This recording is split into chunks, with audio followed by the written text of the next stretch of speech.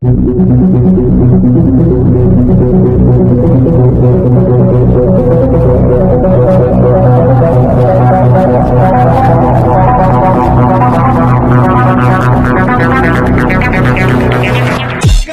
ప్రభుత్వం ఇచ్చిన హామీలను అమలు చేయాలి. ప్రజలకు ఎన్నికల్లో కూటమి ప్రభుత్వం ఇచ్చిన హామీలను అమలు చేయాలి. ఎన్నికల్లో కూటమి ప్రభుత్వం ఇచ్చిన హామీలను ఇవాళ ఎన్నికల్లో ఇచ్చిన హామీ ప్రకారం ఉచితంగా ఇసుకను ఇవాళ ప్రజలకు ఉచితంగా ఇసుకను ఇవాళ ప్రజలకు ఉచితంగా ఇసుకను ఇవాళ ప్రజలకు ఉచితంగా ఇసుకను ఇవాళ ప్రజలకు ఉచితంగా ఇసుకను ఇవాళ ఉచితంగా ఇసుకను ఎన్నికల హామీ ప్రకారం ప్రజలకు ఉచితంగా ఇసుకను ఇవాళ ఎన్నికల హామీ ప్రకారం ప్రజలకు ఉచితంగా ఇసుకను ఇవాళ ప్రజలకు ఉచితంగా ఇసుకను ఇవాళ ప్రజలకు ఉచితంగా ఇసుకను అమలు చేయాలి. ఎన్నికల ముందు కూటమి ప్రభుత్వం ఇచ్చిన హామీలను వెంటనే అమలు చేయాలి. ఎన్నికల ముందు కూటమి ప్రభుత్వం ఇచ్చిన హామీలను వెంటనే అమలు చేయాలి. ఎన్నికల ముందు కూటమి ప్రభుత్వం ఇచ్చిన హామీలను వెంటనే ఇవాళ ప్రజలకు ఉచితంగా ఇసుకను ఇవాళ ప్రజలకు ఉచితంగా ఇసుకను ఇవాళ ప్రజలకు ఉచితంగా ఇసుకను అమలు చేయాలి. కూటమి ప్రభుత్వం ప్రజలకు ఇచ్చిన హామీలను వెంటనే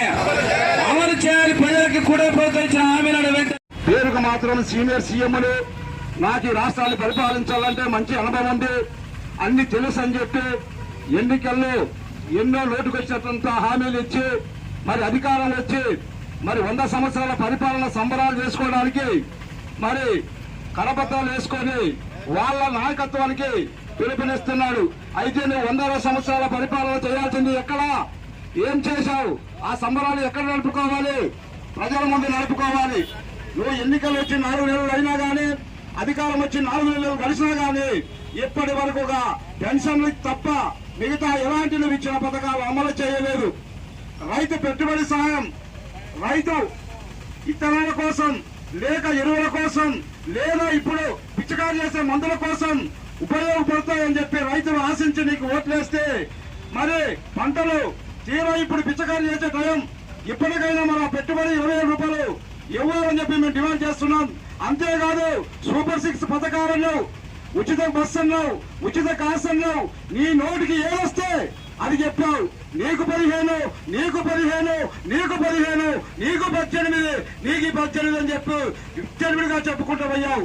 అధికారం వచ్చి 4 నెలలు కలిసినా గానీ ఎలాంటి పథకాలు హామీలతో పరిమితం అయిపోయింది కానీ అమలు చేయకున్నావు. కాబట్టి తక్షణమే ఆ రోజు ఎన్నికల్లో రైతు భవన నిర్మాణ కార్మికులకు ఉచితంగా ఇసుక సరఫరా చేస్తానని చెప్పి బల్ల గుద్ది చెప్పావు.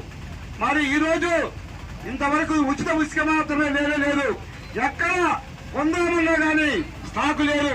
కాబట్టి ఆ రోజు ఎన్నికల్లో ఏవైతే నువ్వు హామీలు ఇచ్చావో వాటి హామీలన్నీ అమలు చేయాలని లేని పక్షంలో భారత కమ్యూనిస్ట్ పార్టీ సిపిఎం గా భారీ ఎత్తున ఉద్యమాలకు సిద్ధమని చెప్పి తెలియజేస్తున్నాం.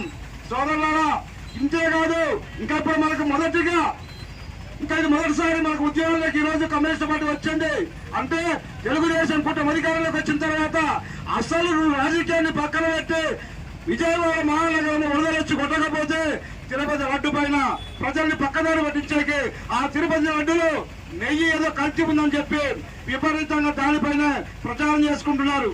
అయితే ఆ రోజు డిప్యూటీ సీఎం పవన్ కళ్యాణ్ గారు ఏం చెప్పారు, ఈ జగన్ పరిపాలన బస్సు పట్టిపోయింది, మాకు అవకాశం ఇవ్వండి, మేము అధికారంలోకి వస్తే చాలా మంచి పరిపాలన ఇస్తాం, నిత్యావసర వస్తువుల ధరలు పెంచాం, విద్యుత్ ఛార్జీల ధరలు పెంచాం, బస్సు ఛార్జీల ఫ్రీగా తిప్పుతామని చెప్పి హామీలు ఇచ్చి మరి అవన్నీ హామీలను పక్కన పెట్టి తిరుపతిలో పాదయాత్ర చేస్తున్నారు. ఎంతవరకు కరెక్ట్ ప్రజలు ఆలోచించాలని చెప్పి కమ్యూనిస్ట్ పార్టీగా మేము అడుగుతున్నాం. అయ్యా, మీకు ఓట్లేసింది ఎందుకు, ప్రజలకు పనులు చేస్తామని చెప్పి, కానీ మీ సొంత పనులు కాదు, రాజకీయాన్ని పక్కదో పట్టించి ఒకరి మీద బురద ఎత్తి చల్లేదాని కోసం కాదు, మీకు ఓట్లు వేసి గెలిపించండి చెప్పి కమ్యూనిస్ట్ పార్టీకి అడుగుతున్నాం. తక్షణమే ఇకనైనా కానీ స్పందించి మీరు ఇచ్చిన హామీలను అమలు చేయకపోతే భారీ ఎత్తున ఉద్యమాలకు సిద్ధమవుతామని నిర్ణయిస్తూ ఈ అవకాశం ఇచ్చిన వారందరికీ పేరు ధన్యవాదాలు చెబుతూ సెలవు తీసుకుంటున్న కామ్రేడ్స్.